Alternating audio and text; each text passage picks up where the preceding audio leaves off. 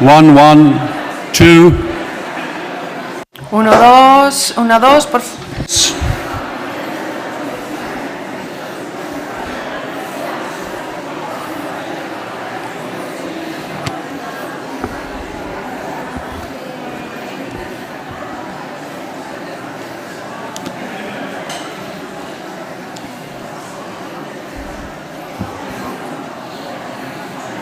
Yes, please. Take a seat.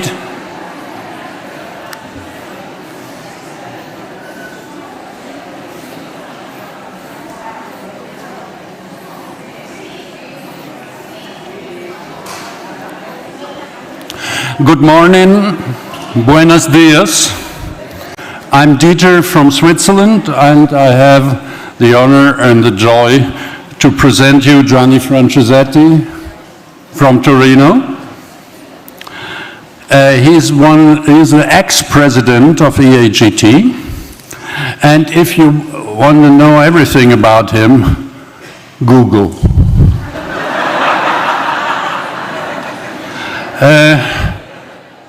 When Gianni was the president of EAGT, he started a project making a very important book about psychopathology and the aesthetics of contact.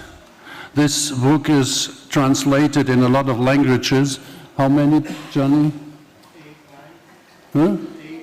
Huh? 8? Yeah, it's translated in Spanish, Italian, German, French, Russian. We know each other since a lot of time, but when I prepared this, I experienced that I even don't know what car he drives. Normally I ask all the people what they have for a car, but I know he has 2 children, Chiara and Emanuele, and both of them married last year.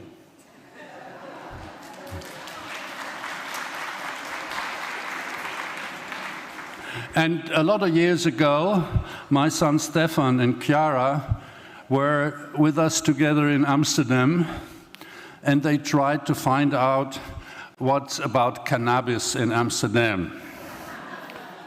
But both of them were less than 18 years, and they could not get anything because they were controlled. What is really important for me about Gianni is I never heard him bad mouth about anybody. Even if EAGT sometimes is a reason to bad mouth, but he never did. And he really was a good team player in the time he was the president. And what I can say as a person is he's one of the rare persons I completely trust. Gianni.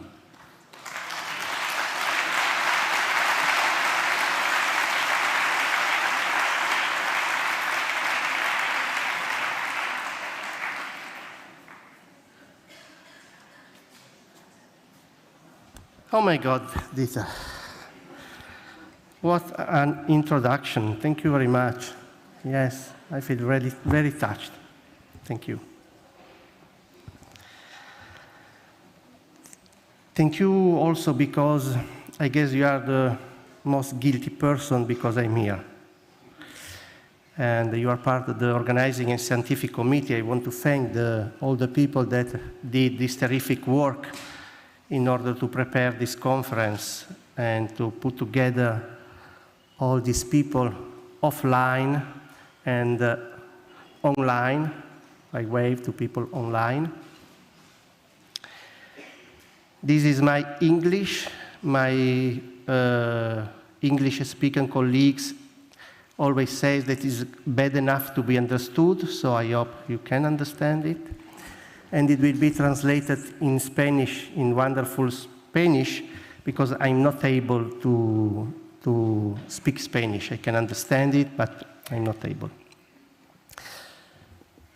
The last week, I try, and I succeeded indeed, to cut my speech and cut again and cut again. And at the end, I think that it will be a very theoretical, very long, and very boring speech. And I was reflecting on that, and I thought, well, but boring is not so bad, maybe. There is worse than boring, especially in a society of entertainment. If you will get a bit bored, I guess we can tolerate, all of us, this.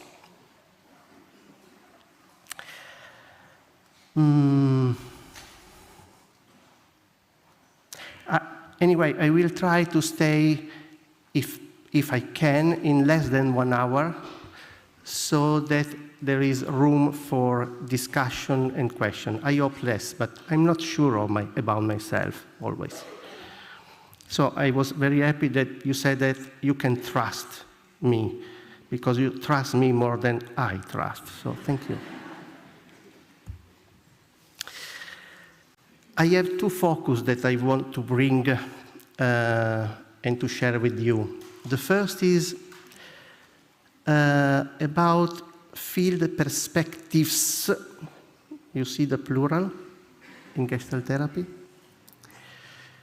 Because I will try to share that in my understanding there is a very explicit understanding, conceptualization of field perspective in the basic foundational book, PHG, and another one that is not so explicit but is present and helpful in clinical work. So this is the first point. And the second point is that there is an interesting phenomenon, not in Gestalt therapy, but in many modalities, that there is a growing interest in field perspective. So why this? Why different modalities are moving to explore something more than the individual, something more than the dual relationship? They are addressing the field as a concept. Why today? Why now? I think this is correlated with the current clinical issues. Can you understand me? Okay, thank you. In 2005, Frank Stamler, a German colleague, published a paper in the British Gestalt Journal. The title is A Babylonian Confusion on the Uses and Meanings of the Term Field. He noticed that different authors use the term field in different ways, but also the same author used in different moments, different meanings. I think that we have the responsibility to define, as far as it's possible, the words that we use in order to support the dialogue, because without being clear of the use of our words, it's very difficult to enter in dialogue. So I tried in the last years, especially with the disturbing support by Jean-Marie Robin, to define, let's say, the conceptualization of field. I was joking by saying disturbing, but we had a lot of conversation and even a workshop together in order to explore this topic. And in order to distinguish these two conceptions, one question is very important in my understanding. The question is the field different for each person, or is it a common dimension in a given situation? Try to keep this question personal in this moment. For me, in this moment, the field is my field, or is there a common and shared field in this room and maybe with people online? I guess that in order to answer to this question, we have to differentiate, or I differentiate the two conceptualizations. The first is the organism-environment field, and the second is the phenomenal field. Let's say something about the first. It's not an idea of our founders. It was an idea boiling in the vivid German culture of the end of the 20th century and in the beginning of at the end of 19th century and beginning of the 20th century.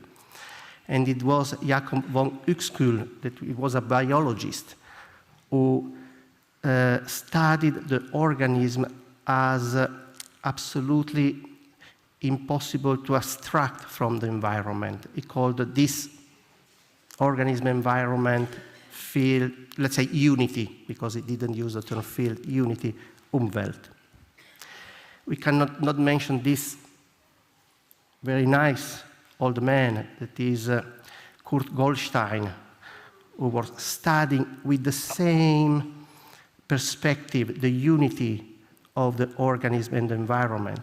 But we have also to mention Goethe, who was the one who used the word Gestalt in order to define that there are totalities, wholes that cannot be reduced. So our founders took something that was very present in the German culture. And this idea was brought into Gestalt psychology by all of them, but I just quote Wertheimer, that he wrote that the separate self develops only under very special circumstances. The one who brought this concept into psychology and put together the unity of organism and environment and the field idea was Kurt Lewin, who said that we have to consider this life space that includes person and environment as one field, a unity. And then here are our heroes. There were two psychoanalysts, Friedrich Salomon Peirce and Laura Posner, that were directly involved in the research in Gestalt psychology. They were in training and trained as a psychoanalyst, actively involved in the artistic avant-garde and in the left-wing political side in the German. And they drew on this enormously rich Middle European culture. And they used two bedrocks of conceptualizations in order to, let's say, contaminate and transform psychoanalysis. The one was this concept of the field, organism-environment field, and the other was the self as an emergent process. But these ideas were not accepted into psychoanalysis, but they were not the only ones trying to bring this in Freudian psychoanalysis, but people were rejected as heretics. They have been. So they started that modalities that we call Gestalt therapy, and indeed the concept of field in that book is mentioned 122 times. I'm a bit obsessive, yes. But it was not me counting, so I thank the psychologist of the clinical center in Torino for having done this work. In almost all the cases, the reference is precisely to organism-environment field. Sometimes not. Sometimes it seems used in another way. But this is the first quote in the book. Let us call this interacting of organism and environment in any function the organism-environment field. So let's come back to the question of the beginning. Is the field different for each person, or it is a common dimension in a given situation? The organism-environment field implies that each organism has its own individual field. So we have, all of us have each own field, as we have a visual field. So this helps to get out from the abstraction of an isolated organism, but it remains centered somehow on the individual. And then there is an issue that remains open with this conceptualization. If the self is an emergent process, from where, how it emerged? I think that in order to answer to this question, we need another conceptualization.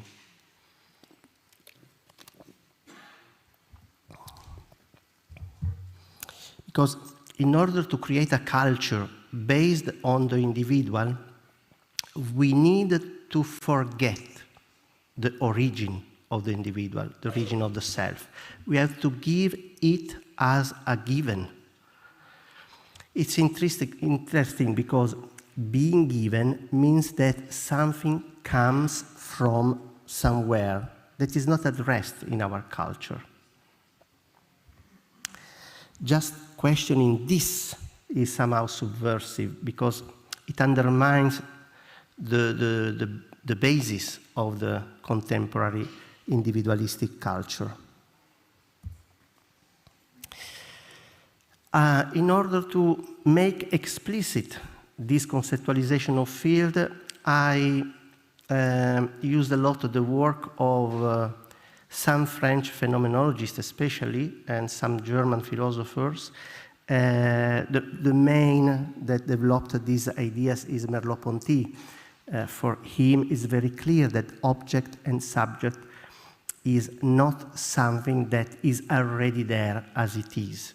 It is an emerging process. And the two books agrees on this. Experience in Gestalt therapy is a process that arises from an undifferentiated background in which a contact boundary gradually emerges and there is a differentiation between self and world. And from this original undifferentiated dimension, self and world emerge. So we arrive to some apparently paradoxical statement. We begin elsewhere in a place where we have never been and never will be. We begin there, we are not already us. It's not me yet. And this origin, this is Minkowski, a phenomenological psychiatrist, this origin is the place of the vague, the confused, the undifferentiated, the chiaroscuro of the indefinite.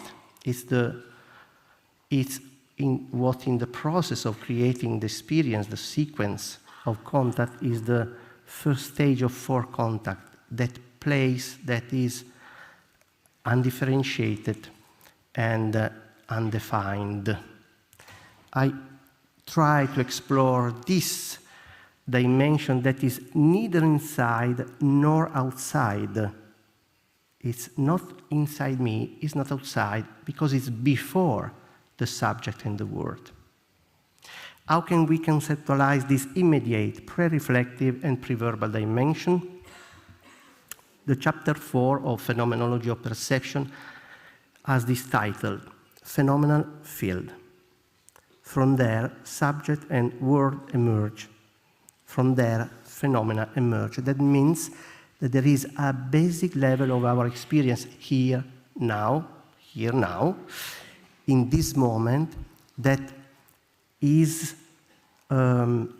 pre the emergence of myself and then you. There is something that is common at this moment. In this phenomenal field is not very quiet. There are forces moving there. There are intrinsic tensions that phenomenologists call intentionalities that are anonymous because are not yet mine or yours, and they are acting, they are playing a role.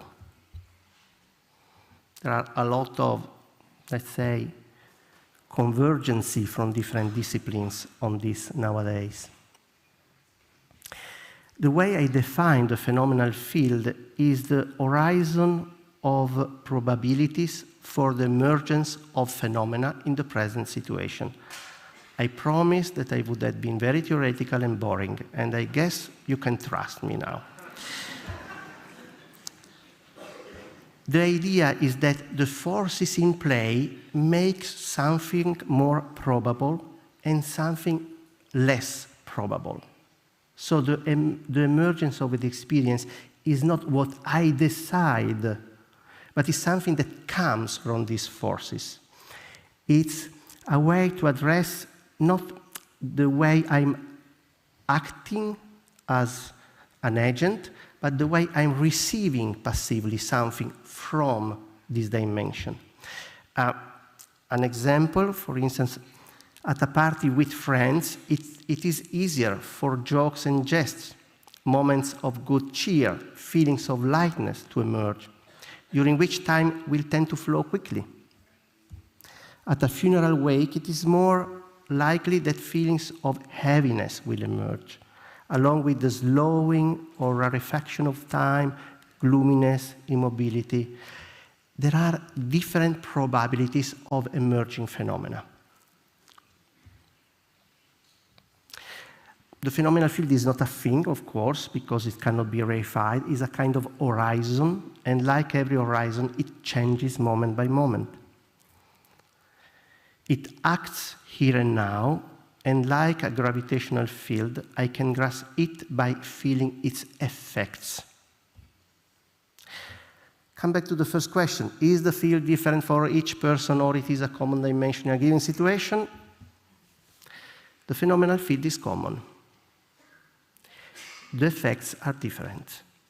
Like the gravitational field, if we take a balance, the effect of the gravitation will be different for each of us, but the gravitational field is common. The forces are there for everybody. This is very in line with the conceptualization of Jan Smuts, one of the philosophers who influenced Laura and Friedrich Perls. A specific way of feeling the phenomenal field is to grasp the atmosphere of the situation. The atmosphere is the affective quality permeating a space, the atmosphere in a group, the atmosphere in a dinner, the atmosphere in a family, the atmosphere in the family when you were child. There is a researcher in Copenhagen who is doing a lot of interesting research on atmosphere and child development. That is, that common field, families are phenomenal field where there are forces in play. Our room is full of forces in play that we have to address.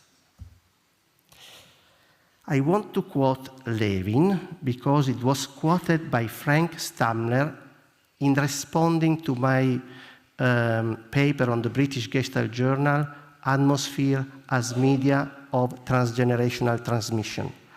And he answered to my paper, and he quoted Levin. I didn't know this quote, and so I share it with you. To characterize properly the psychological field, one has to take into account such specific items as particular goals, stimuli, needs, relations, as well as such more general characteristics of the field as the atmosphere. For instance, the friendly, tense, or hostile atmosphere, or the amount of freedom. These characteristics of the field as a whole are as important in psychology as, for instance, the field of gravity for the explanation of events in classical physics. Psychological atmospheres are empirical realities and are scientifically describable facts. He was right. He was right. I have the privilege to participate to a group of research in dynamic of complex systems, and we can understand and describe in a physical terms the phenomenal field according to the complex system theory. There were a couple of presentations by Pietro Sarasso yesterday, and we are preparing this paper. The first part of the title is interesting. Nature heals. The second part I can't understand. A free energy principle account of self-organization and change in field psychotherapy. Okay. But nature heals. So, Conceptualizing the field as an organism-environment field helps us to avoid abstracting organisms from the environment, but conceptualizing the field as a phenomenal field helps us to highlight the forces to which we are all subjected in a given situation. Clinical consequences. I promise to myself, Gianni, please, just a few words, okay. Psychopathology is no longer a disorder of the client. Psychopathology becomes the landscape and the weather where we find ourselves in the therapy room. When I am with depressive clients, always rains. When I am with an obsessive client, always I become a balloon. When I am with a psychotic client, everything starts to disappear or becoming alive. It's something very strange. It's a different landscape with different weathers. Diagnosis is no longer a labeling of the client. Diagnosis becomes the recognition of the landscape and the weather where we found ourselves in the session. It's not that I conceptualize my client as depressed. Yes, okay, but not only. It's not that I conceptualize as me co-creating the depression with the client. Yes, but not only. I conceptualize that there is actually a force pulling down the both of us in the room. And the way I inhabit that room is the point that makes the flow of the dynamic change, fixed, blocked. In this sense, therapy is the increasing of freedom in the room. That's therapy in this understanding. Therapy is no longer an intervention on the client or a co-creation, but therapist and client are used by the emerging field dynamics so as to let the change happen. Okay. I took this idea from Jean-Luc Marion. Therapists somehow lend their flesh to these forces. Is what our dear, smart, brilliant colleague psychoanalysts call countertransference is just the way we are taken in this phenomenological perspective by forces at play there. Transfer and countertransfer are not coherent with our epistemology because they imply two differentiated people. But we are emerging there, and we are embodying these forces.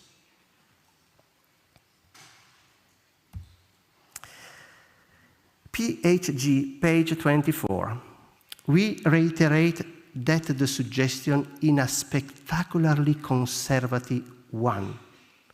For it is nothing but the old advice of the Tao.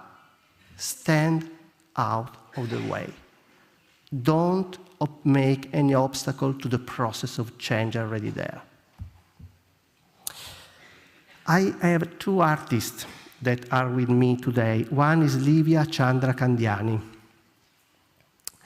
a very dear poet, contemporary poet living in Italy. And this is representing somehow the way we work in that phenomenal field perspective. So much faith.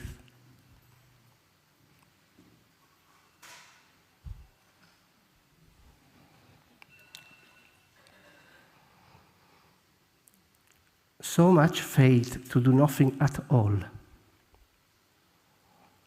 To stand hesitating at the threshold, smiling at that emptiness.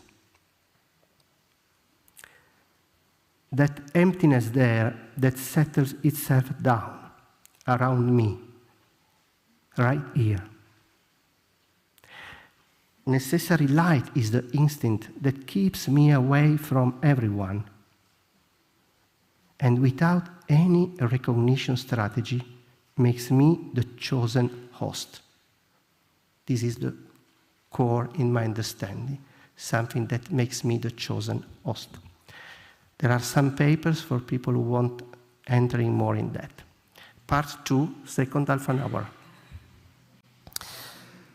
Why do we need a field perspective in practice today, in clinical practice today? I think that the answer is because psychopathology is changing, because the world is changing.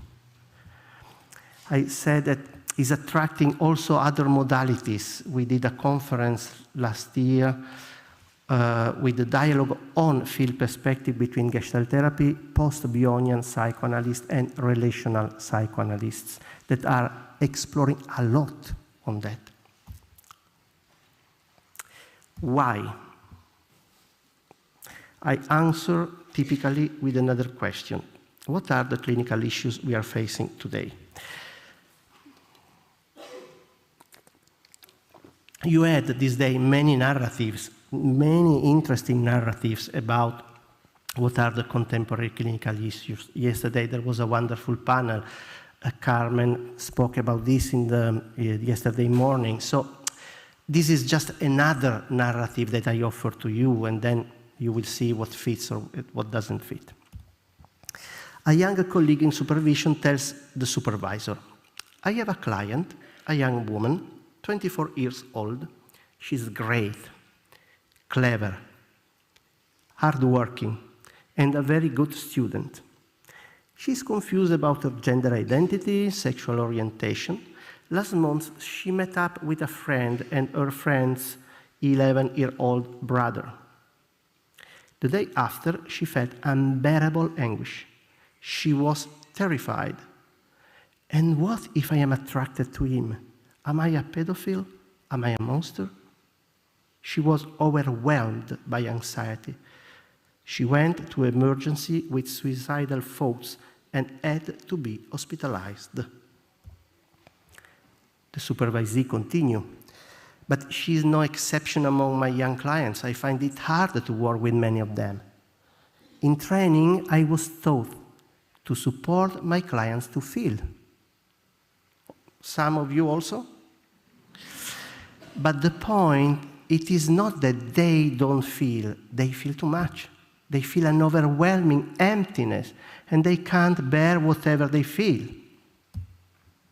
They feel criticism and fall apart. They feel anger and destroy what's around them. They feel anguish and slash themselves. They feel desire and get confused and lost. They don't know what they want because they don't know who they are. What should I do with them? This is always the question for the supervisor that makes the space narrow. We have to open. Psychopathology is just as life is fractal. That means that the forms repeat themselves over and over again, resized. The forms we find in therapy are faults or of social forms. In this sense, psychopathology is prophetic.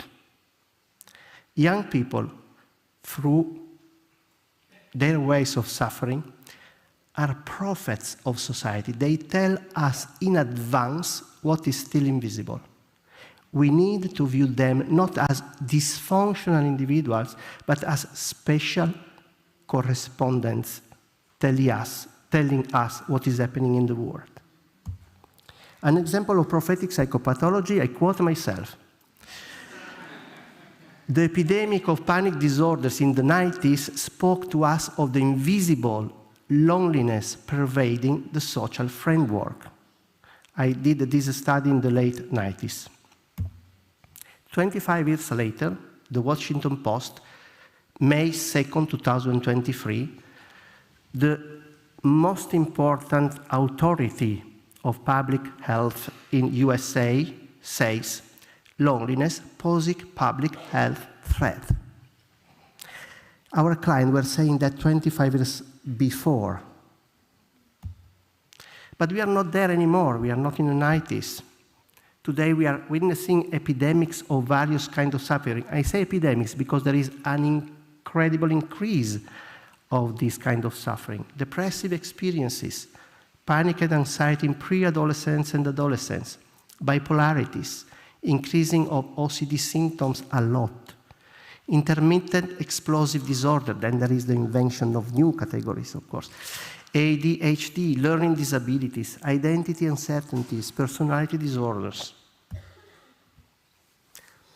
Just, this is clear for everybody. In a liquid society that is fragmented and complex, I'm quoting different sociologists, accelerated, with porous boundaries and disembodied, and bipolar, the personality cannot but be unstable, empty, threatened by dissolution. The sense of who I am becomes vague, uncertain, ephemeral, unshaped. The sense of meaningful agency vanishes. So we have two opposite risks. The risk of discontinuity, emptiness, and vagueness in the sense of self, okay. At the other extreme, the risk of identifying with strong and salvific narratives. We are in this conference continually giving narratives. Why it is happening this in clinical practices? Because we need narratives today, because we lost narratives. The first, this emptiness and vague sense of self, is common in the therapy room. Who am I? The second is common in politics, people in search for strong, powerful leaders.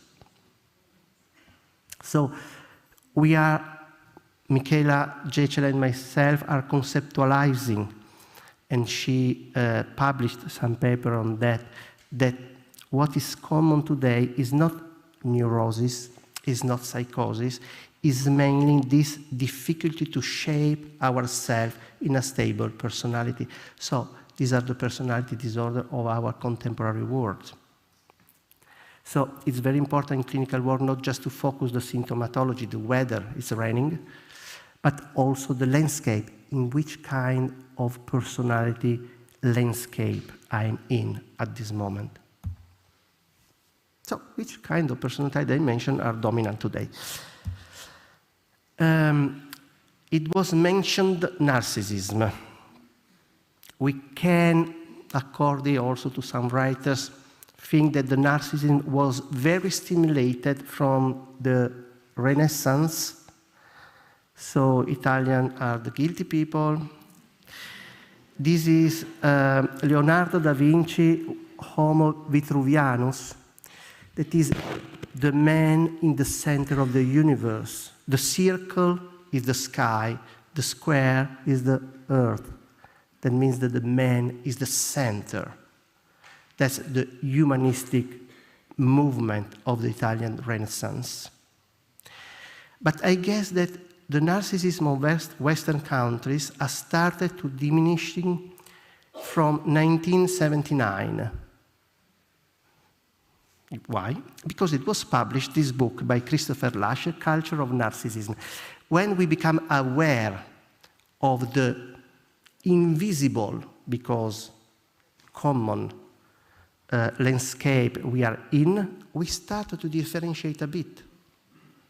It's not difficult for everybody here to say, oh, I'm a bit narcissist, it happened during the... It's something that is legitimated somehow.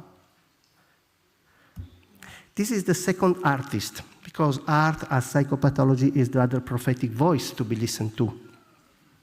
This is Philip Toledano. He's a British artist living in New York. Are they narcissistic? I don't think so. I don't think so. These are happy couples in death scenarios.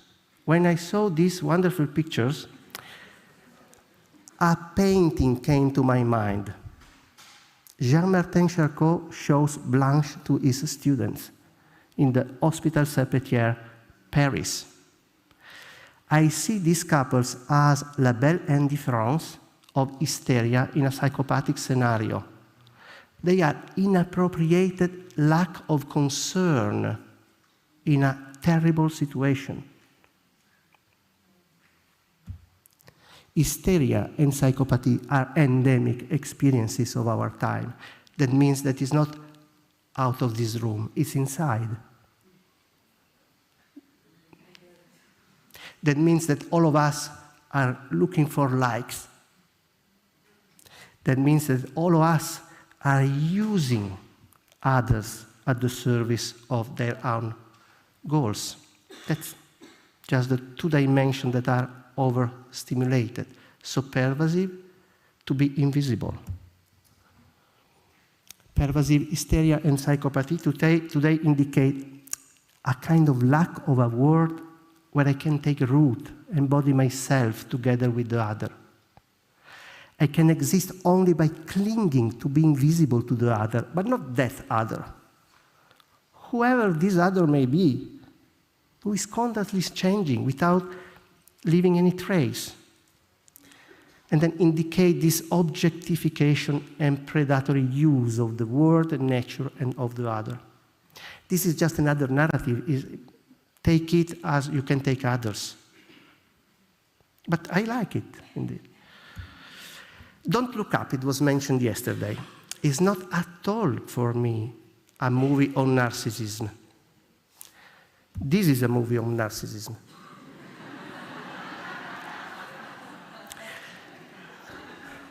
During the 90s, there was this movie, an asteroid coming to the planet, destroying the planet, and a strong man sacrificing himself to save the planet.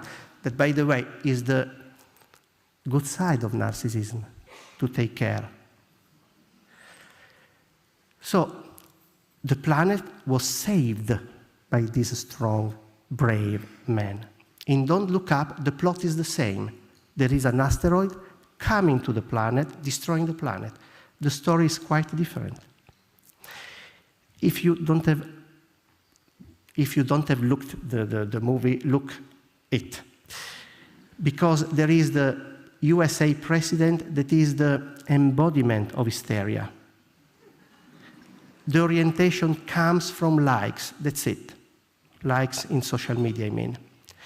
And this man, this one, is a wonderful representation of the psychopathic contemporary dimension. So, contemporary personality disorders are telling us that the boundaries are dissolving, we are not differentiated, the world is falling apart. It seems that our culture is the social device that creates cosmos from chaos, seems not able to properly work. But now I have to say something about traumatology. Pan-traumatology, we are all inside this narrative. And this is good because traumatology has brought a lot to psychotherapy. At the same time, it has become a kind of mythological narration in order to have a safe place and to have a story to tell.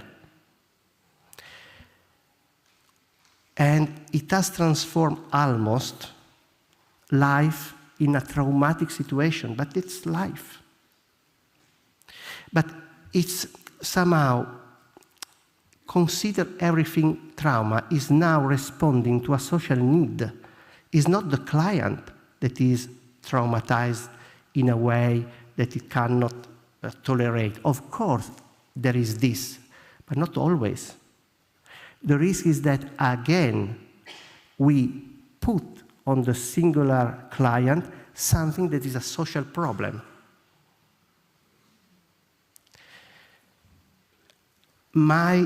I don't think that our children are more traumatized than I was, or my parents were. But today we have a lot of anxiety in pre-adolescence, in adolescence, a lot of emptiness, lack of boundaries. Are they traumatized in their individual lives, or there is some social force acting? When I receive mothers or fathers full of guilty and shame because they, pre-adolescents or adolescents, are becoming crazy, and it's so difficult to find a traumatic story, but then we can find a traumatic story.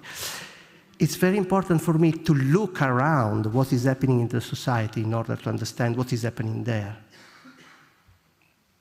There will be a an online conference. This is just an advertisement next November, because I think that this is a crucial point nowadays in psychotherapy. So, 15 minutes. We need a word in order to build up a personality, okay? But shit, we need a personality in order to build up a word. Yes, I forgot. They are co-emerging from the phenomenal field. The basic issue in therapy is no longer, now I'm becoming more didactical of repeating. The basic issue in therapy is no longer about tolerating and adjusting to the demands of a rigid society. As in Freud's time, it was need for adaptation. Nor about gaining personal freedom within a rigid and limiting social context, as when Gestalt therapy was born. The need was to express yourself. Nor, and this is a bit maybe difficult to receive, nor co-regulating in a dual relationship focus on what happens between therapist and client, as when the relational turn took place in the 80s, need for connection. Today, I would say that our personality function cannot integrate all the accelerated, contradictory, changing, disembodied stimuli that we receive, without the necessary support that is just time, pauses to assimilate.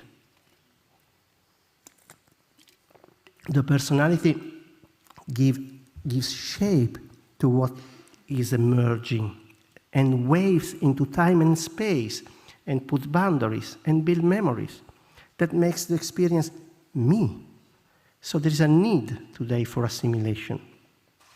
Assimilare, from Latin, becoming similar to me. Not easy. In order to assimilate something, a me is needed.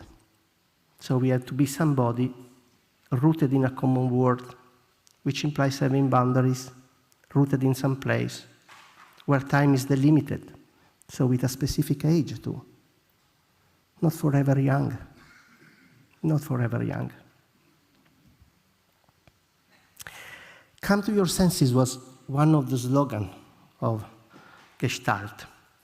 It was a very good way of supporting people in working their way out of an egotistic culture and egotistic psychoanalysis, getting back in touch with their needs that were suppressed by the society. It was a way to overcoming neurosis. Today, come to your senses does not have the same meaning, nor the same effect. Coming to your senses can open an emptiness that is overflowing, an overflow that in reality is empty, unbearable, without direction. Clients becomes disoriented, and therapists too. If I'm not constituted with boundaries, what I feel is the infinite opening to the undifferentiated that is terrifying if there is not enough support. Have you noticed in this conference how much there is on non-human environment? Ecology, mycelium.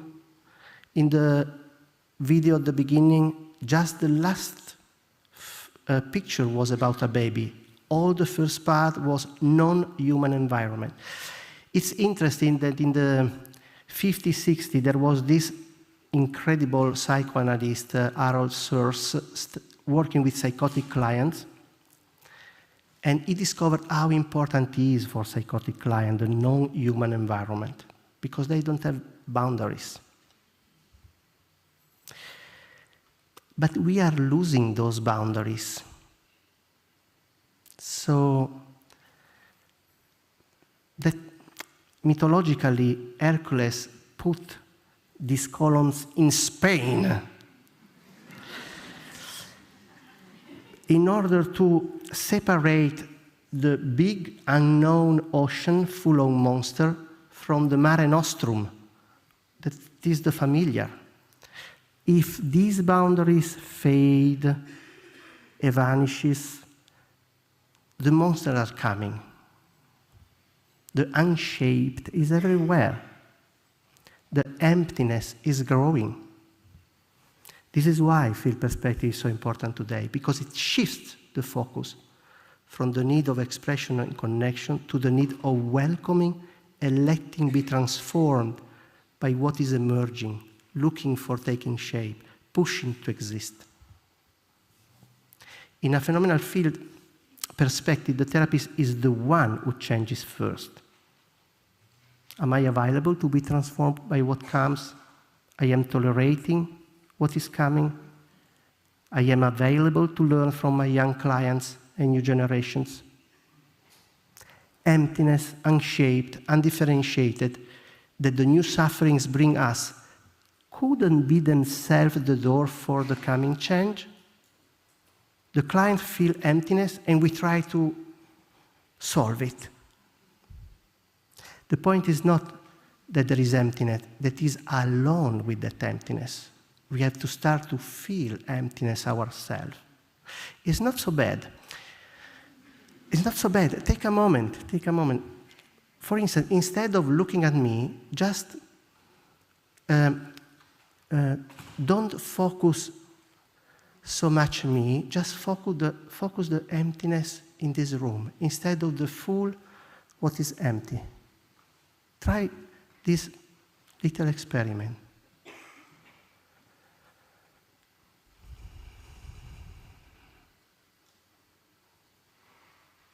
Breathing changes. Breathing changes. Are we aware of the huge work that young people are doing in order to compensate the tremendous lack of boundaries and shapes of our society? Are we aware of that? They are doing a terrific work by creating their boundaries, by tattoos and piercing, by defining themselves by neurodiversity. When there are no shapes for my personality, I can rely upon the biology. I am as I was cabled. By looking forward orientation without rigid identities, they are doing a terrific work. By exploring psychedelic experience, that is a way to go to the undifferentiated, non-human environment and to come back, hopefully.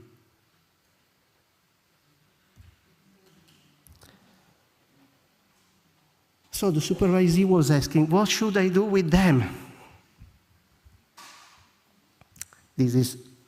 Then I report what I answer, but in a phenomenal field perspective, the supervision question is not anymore, what should I do with them?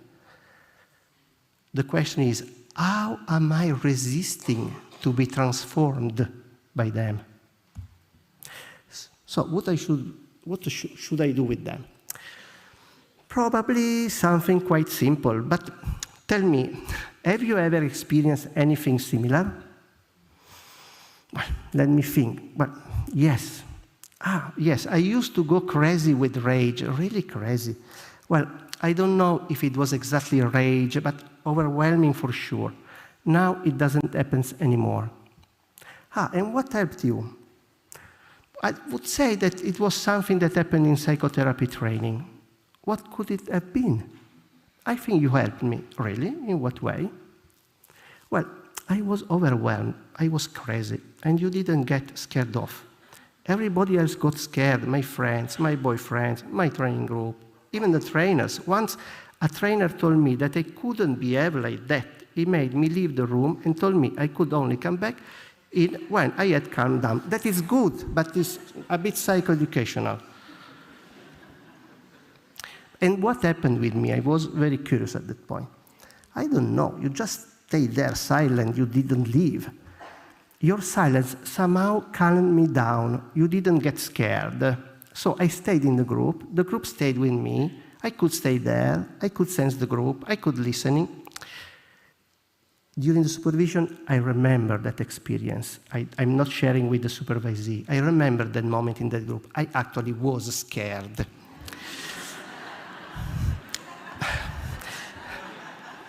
But it doesn't matter. My body was shaking. I took a deep breathing, and a memory came. I remember one night when I was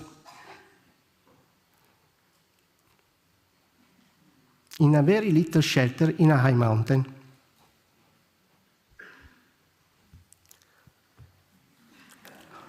Alone. A thunderstorm arrived. It was very strong. I was actually terrified. The sensation was that the wind would have uprooted the shelter and I would have fallen down into the abyss. I was impotent. I somehow embodied that impotence and gave up. And then I fell asleep. The day after, I wasn't into the abyss. This memory at that point changed the affective states and the atmosphere in the room, and the atmosphere in the room changed. So from this new affective state, I could put a question. The supervisor remembered me what question I put. And then you simply ask me, what is happening, Angela? It sounds like a very simple intervention and a very cognitive one. It does, for sure, but you're not being scared. You weren't reacting to my overwhelming feelings. And so they found a space there in the group and they could face it. I see, instead of being overwhelmed, we could find a place for your feeling. Yes, that's exactly this. A world opened up for my body, and I could think. I bring this because when she said that, I said, oh my God, but this is wonderful. Yes, a world opened up for my body, and I could think. Page 137, PHG. A poet does not reject an image that stubbornly but accidentally appears and mars his plan. He respects the intruder and suddenly discovers what his plan is, the plan of the intruder. Wow. He discovers and creates himself. Are we available to open the door to the intruder? To discover what his plan is? To discover and create ourselves? Are we available to listen to our special correspondents? I think that they are the engine of change. Livia Chandra Kandiani. It's just that I have always liked silent things, that's all. When the ego quietens and the voice grows louder, not only of the birds, but also the silence of the cupboard and the table, of the lamp and of the bed. That's all. Then I experience a cloud of light where everything shivers and speaks. Then I drink from the rim of the world, from its fountain.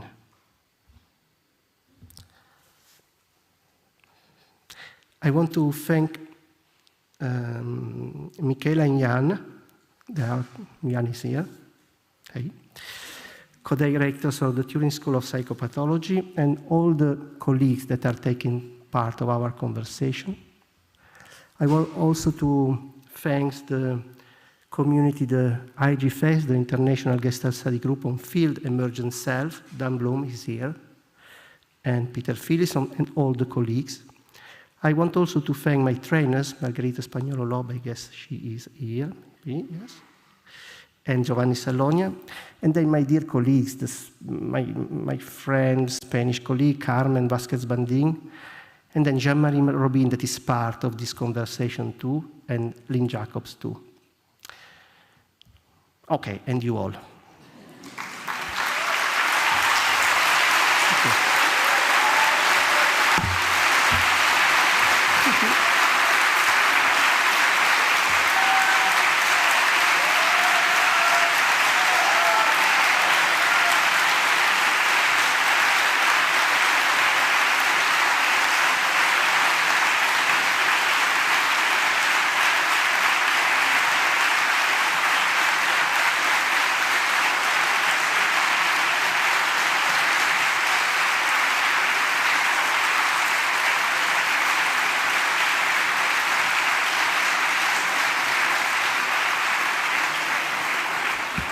So thank you, Gianni.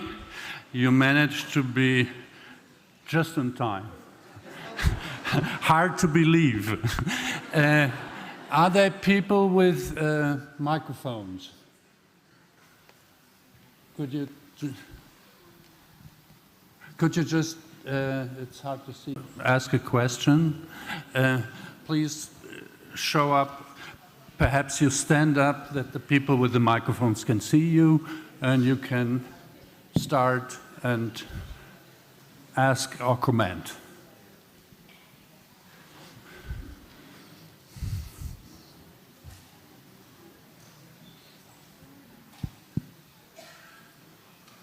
It's hard to see. Hola.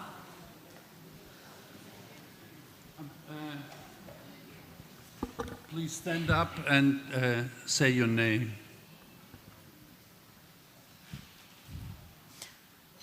Silvia, desde los Países Bajos. Silvia from the Netherlands. I'm Spaniard, but I live in the Netherlands. Thank you, Gianni. I want to take this momentum to speak out, otherwise I would never do it. I just wanted to thank you for giving us your emotions, your feelings with your body. It really has touched me, how you transmit your feelings, thank you so much. Muchas gracias, but Thank you. This.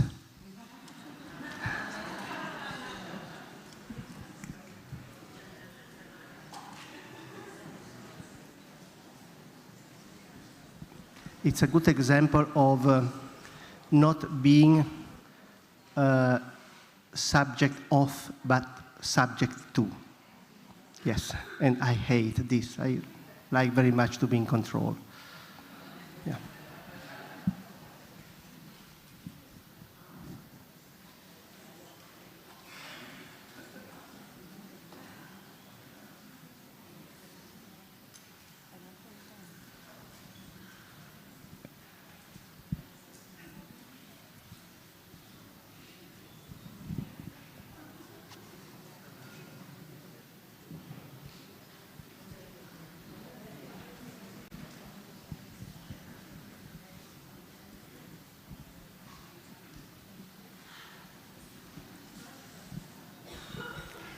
Thank you, Gianni, so much.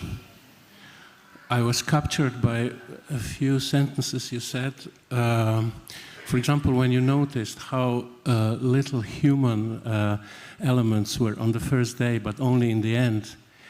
And I want to connect to the panel discussion the first day, which was also connected to ecology, and Steffi Bednarek was talking about it.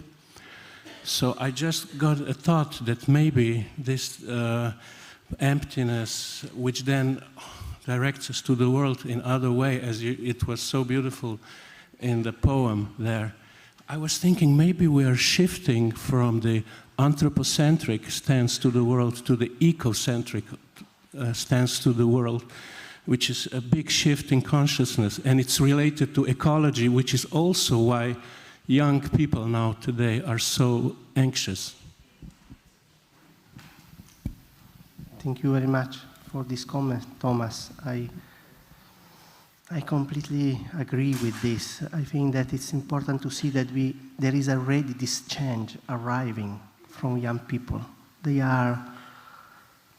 just need support to let them do what they are already in the direction of doing. So, yeah. And you are right, that picture with all that green, with small humans, yeah, it's evoking, yes. Thank you.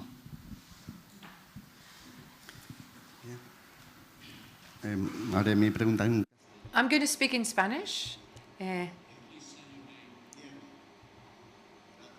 Thank you for your speech. I've got quite a conceptual question. You were talking about dimension, field, and for me, dimension, field, self, and you also used some other concepts. I don't recall exactly, but I wanted to ask, how do you relate the field with the self? Do they overlap? And the same with dimension. I was thinking about are we talking about perception, Gestalt? Is it this? And the field that each one has is a field that we perceive? The other perceives it? We all perceive it? Are there hidden places? I just wanted to share these questions, concepts that are, to me, somewhat complicated. You also talked about phenomenology. So what's the difference between dimension, phenomenology, immediate awareness? Maybe you can give me some light. Thank you. Thank you, Diego, for this simple question that I go to.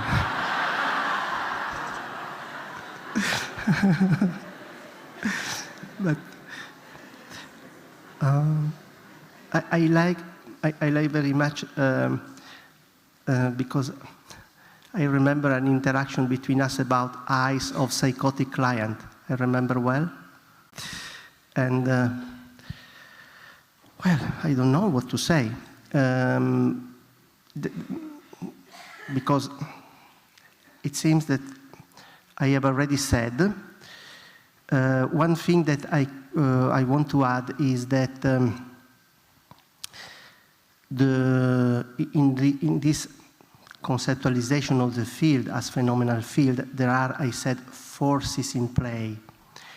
These forces are acting in the here and now on the situation, but in the here and now there is all the story of the humanity and also probably some pieces of the future of humanity. So it's very complex, and what emerges, what is relevant right now.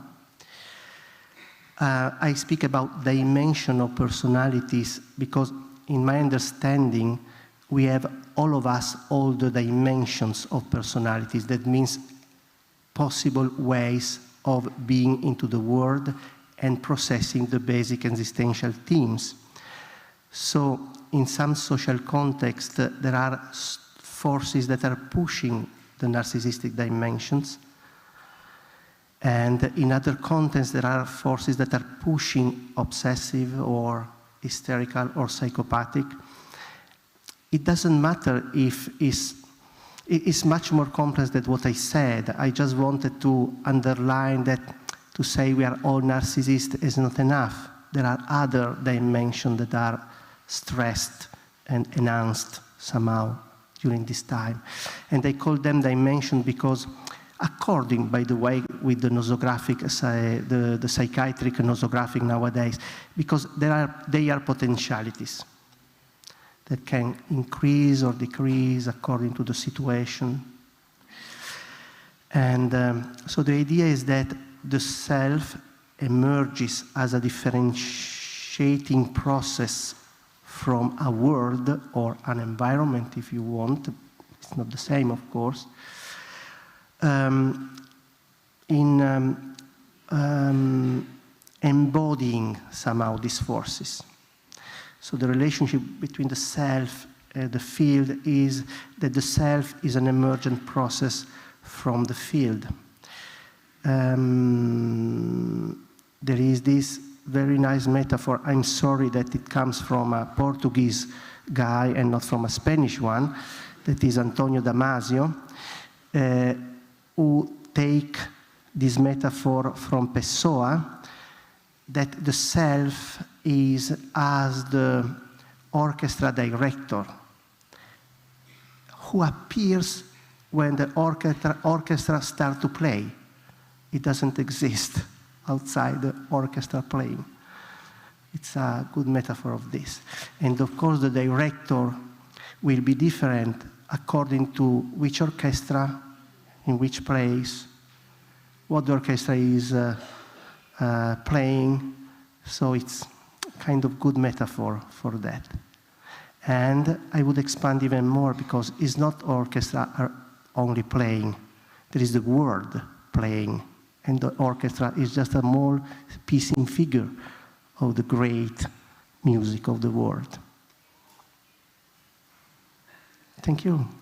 I'm always inspired by your questions, Diego. Yes, I like. Thank you.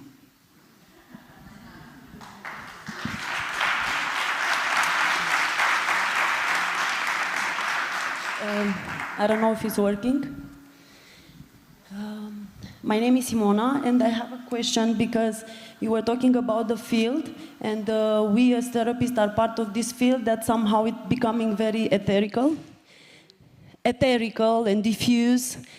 And I think it's also very hard for us as therapists to somehow support this field and dwell in these atmospheres. And my question for you, even if it may be quite generical, how we as therapists can we best support ourselves into being able to stay with the clients and dwell into this atmosphere and support this, let's say, how shall I put it, dissociated field and this psychopathic field? The best way to reduce the power of the atmosphere is to recognize it. This is why I said that narcissism started to decrease in '79, because we started to recognize it at a cultural level. When there is a force in play, and we are in a therapeutic room, the force can be joyful, light, wonderful, welcome. Sometimes is nasty, makes us impotent, and so we move away from that force. So we disembodied it. And so it's not a generic question. It's a question very on the point, because the point is how we can embody these forces and tolerate them and find support for it.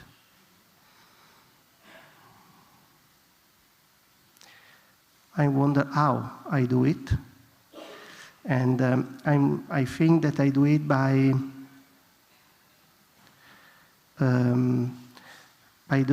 first of all, by the bodily support. This is crucial for me because these forces are, let's say, trying to embody it, and I try to not let them embody it.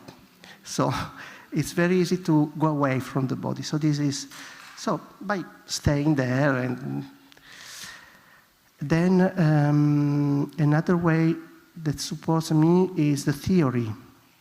The more I conceptualize this, the more I'm able to recognize this. Of course, the theory opens something and closes something else. So when I conceptualize in this way, I'm more open to conceptualize in another way. So I'm aware of that, so I hope that some of you will conceptualize in another way tomorrow.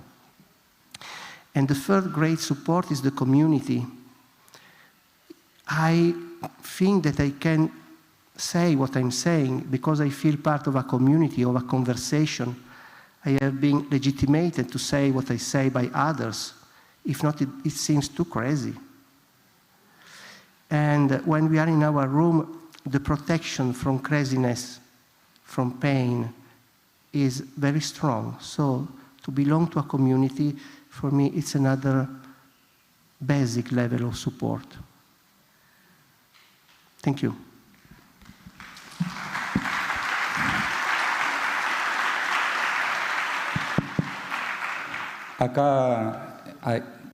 Over here? Over here?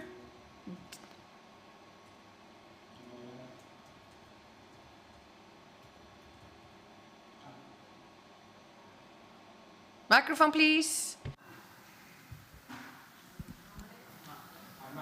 De aquí de Madrid. Armando from Madrid. How do you work the body? The physical body.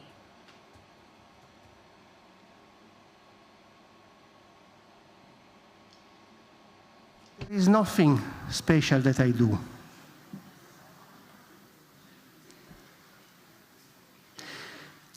I would put the sentence in the opposite way. How I am worked by my body. So it's more a kind of being receptive to what comes. And for me, I had to unlearn, and this is something that Jan loves, to unlearn things. I had to unlearn my idea of how a good therapist must be. The good therapist, I thought, it must be in control, knowing everything, solving the problem of the client, being smart, well-grounded always, not to become too emotional. So I had to unlearn a lot of this in order to allow myself to feel inadequate, impotent, heavy, bored, not entertained or entertaining.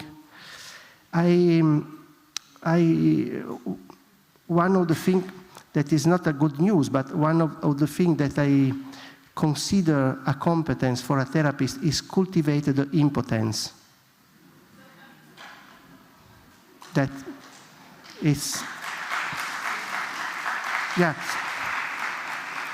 And the second, as far as I can, it sounds strange after my speech, but to cultivate the ignorance.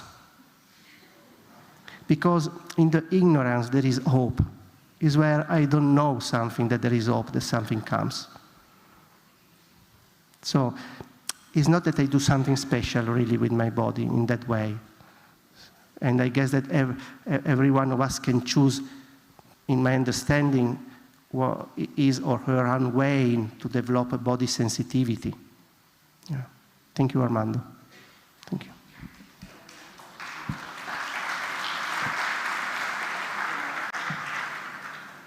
Aquí.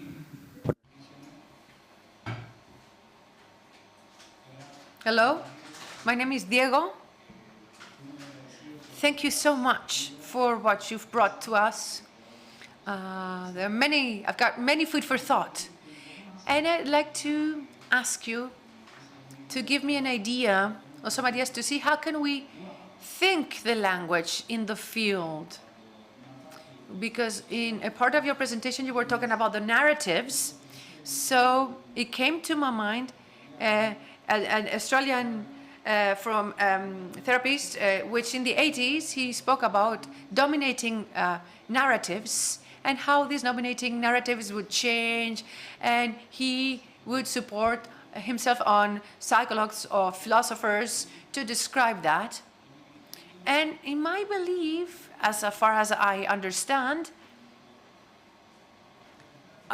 in our Gestalt perception, we don't work the language from the field perspective enough. So that is my question. Could you explain something more how to avoid language? Because I thought I even thought that language is this indifferentiated field you were talking about. I went on that side, but maybe I'd like to know your opinion if there's anything you can say about that. Thank you. I think that one of the most special things contained in our foundational book, and as far as I know, there is no any other foundational book in psychotherapy that has this element, is that there is a chapter of language and poetry. And here you are opening a very big issue about language and psychotherapy and human experience, and I'm not much grounded to say much on that. Other colleagues would be much more grounded, like Michaela, for instance. But I guess that I would distinguish two kinds of languages in what I brought, at least. One is the language of poetry.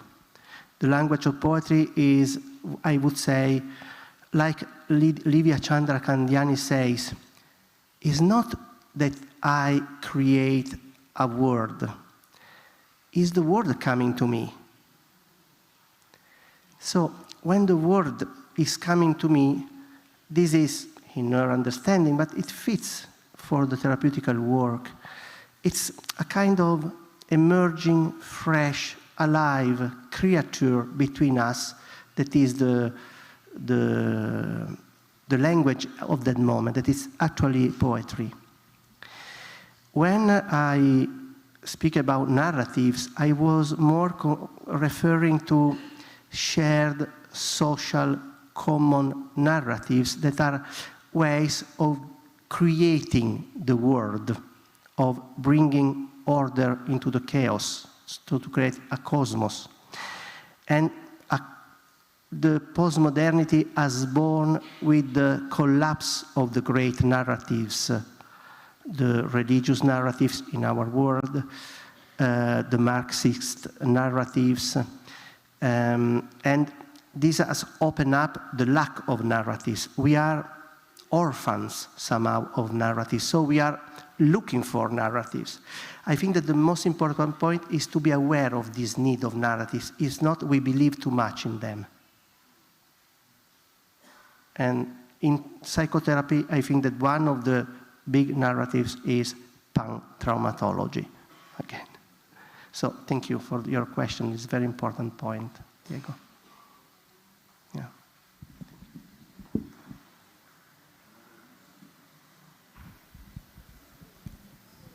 Hola, Gianni.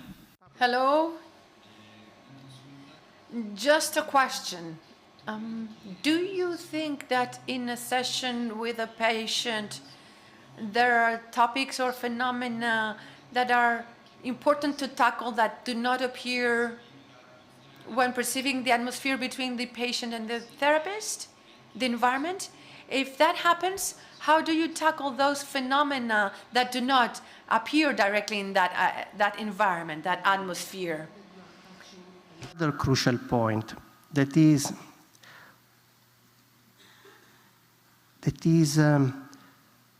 that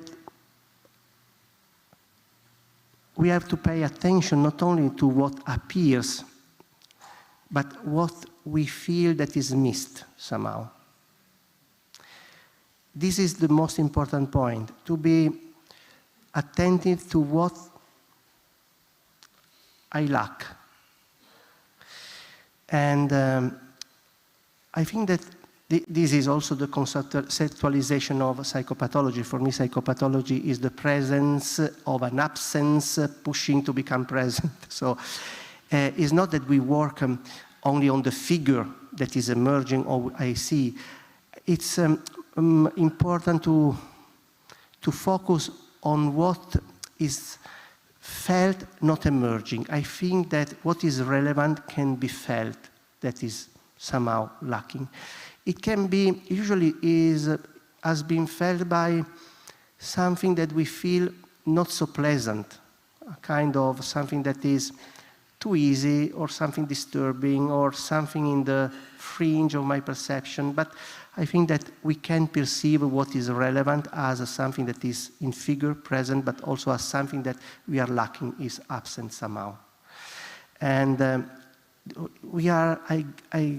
I think that all the therapies work like that, paying attention on also to what is absent, but only Gestalt therapy has a theory on that, because Gestalt psychology have identified the intrinsic aesthetic criterion of the process of experience. So we feel if there is something pushing that is not coming up.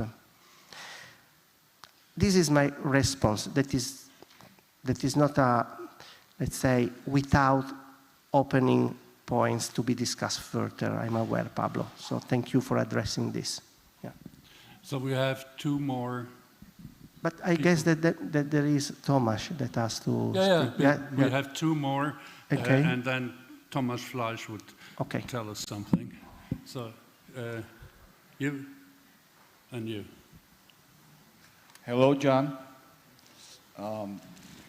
My question is, I want to continue the question about technique of field-oriented therapy. And it was I quite understand with your good PowerPoint and your style of relationship, everything. In psychotherapy, we know that there is a technique that's sympathy and empathy, and you include now such things as creative adjustment but I want to know more about it, what insights you have, and how we call style of technique of relationship in field-oriented therapy. Maybe some ideas you have about it. I understand well that you are speaking about first therapist must change himself in process of therapy. And so I want to concentrate on a technique, how it's differentiate for your vision. Thank you. Thank you, Dimitri.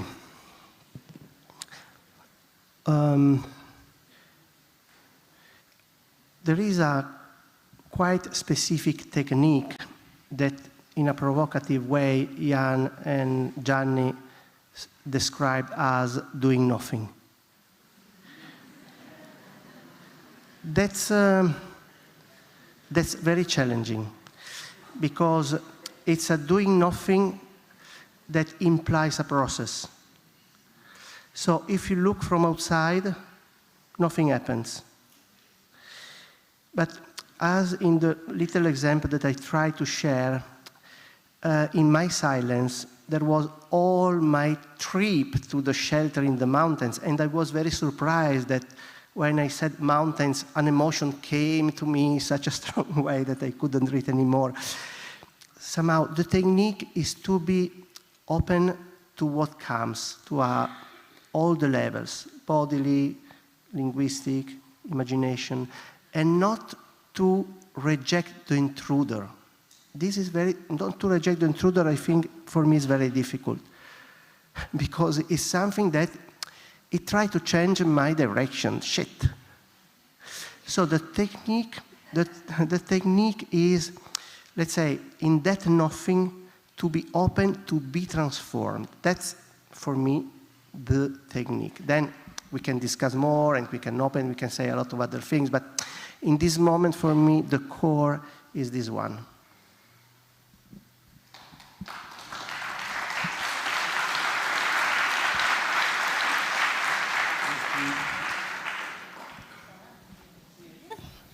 ¿Me oís? Sí, ahora.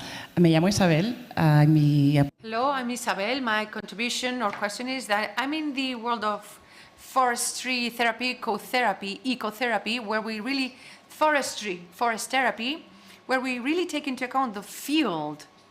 I'm very happy that in this conference we speak so much about the field and yours, a field where we have an ecological approach, because we understand that we cannot accompany the person or heal, or however we will call it, if we don't heal our relation with our natural environment, with everything that surrounds us. So we do this therapy in the open air, in the wild, in group. My question is, how could we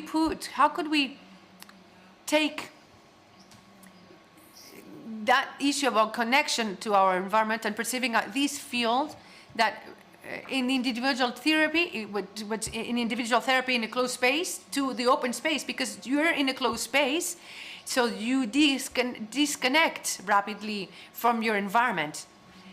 But with people that maybe are not aware about the fact that great part of that wound comes from that disconnection. It's not like when they come with already something that they are aware of.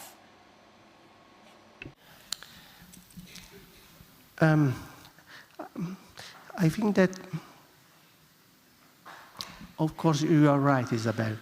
This opens up all the possible ecological, let's say, dimensions in therapy, and this is a very important issue.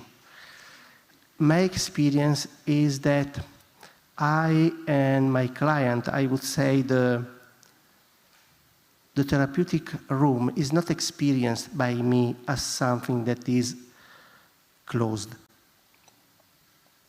It's as if there are doors from where it arrives usually too many things.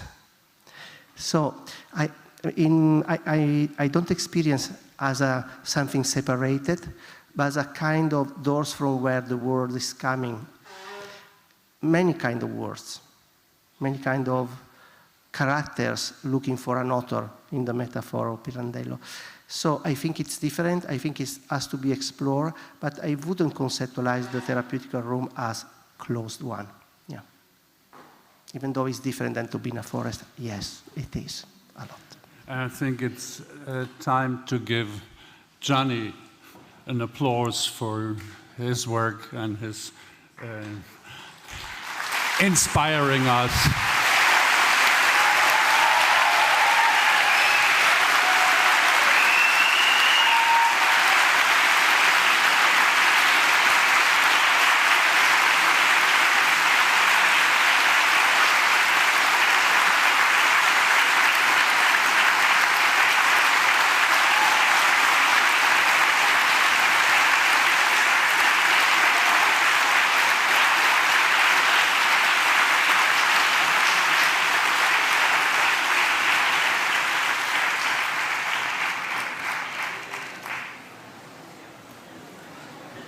Enjoy the break.